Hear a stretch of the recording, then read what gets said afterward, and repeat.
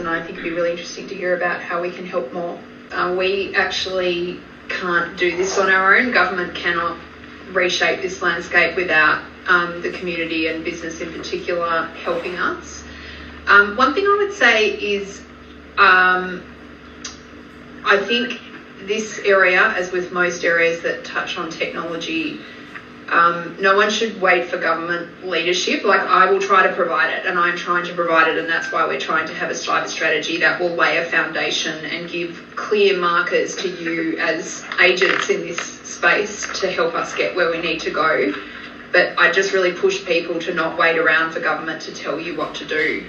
We've got to kind of take ownership of this in all of our unique kind of environments and push. So I think there's we've got a good partnership with business in how we think about cybersecurity. I definitely would like to deepen it, and I think part of that is a little bit about the information that we share with the public and your companies, and also what you give back to us. So one of the areas I didn't touch on too much when I spoke a bit before is about threat sharing, and I think we've got something really special that we can do as a country here around how we ask the community and companies to share threats with government and help you by interpreting them and sharing the aggregated data with you. So one of the initiatives in the strategy is thinking about what type of technologies we need to invest in to get to a place by 2030 where we've got the best quality information of any country in the world about the cyber threat environment, so that you as providers of technology services can actually use it to protect yourselves. Regarding threat sharing, I think that's very, very key as well, because not everyone has access to the same level of information because of different reasons, like resources, budget, and perhaps the nature of the organization and the industry sector that they come from as well. I think for those who know me, I'm a big fan of collaboration, and I think that's very, very important. So we talk about business leaders, right?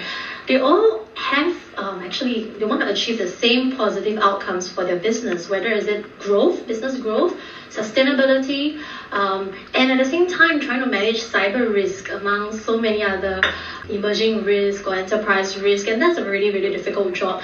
And I see that when they are struggling alone sometimes, yet there are many stories and takeaways and lessons learned that we can actually benefit and accelerate our growth in that way. So I believe that intel sharing about our lessons, also sharing about our approaches in how we tackle certain challenges is really important. I mean, how many of you are part of the CISO tribe? I think quite a number of you.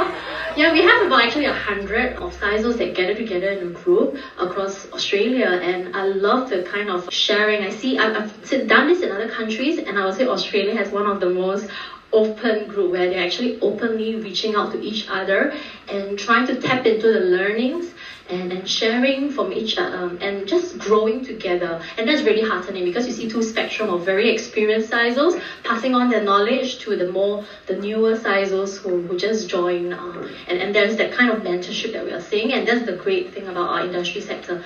So I think in terms of working in the government, I'm seeing that it's very refreshing that there is a lot more openness and willingness to also work with the industry and have that open conversation. This is one example, that real desire to actually want to do something different but do it together. I think that's very commendable. So it's a good start, right? And then we can only go outwards from there. So thank you. Can I just one thing just to add, something I've really learned in this last year is just an interesting balance around the discussion of cyber being all about the cyber attack and defending against the cyber attack, and what I would see is a bit of an underinvestment in the inevitability that attack will one day happen, and what are you going to do about it then?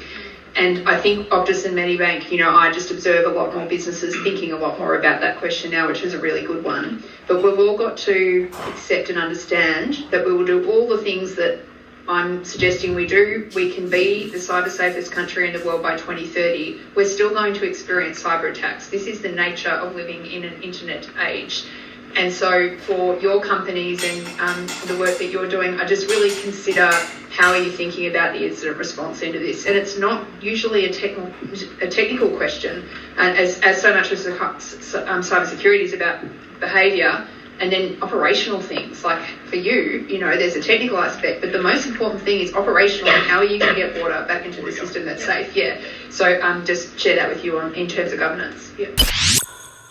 Every board is different because it also depends on the experience that they have and what they're seeing from different organizations.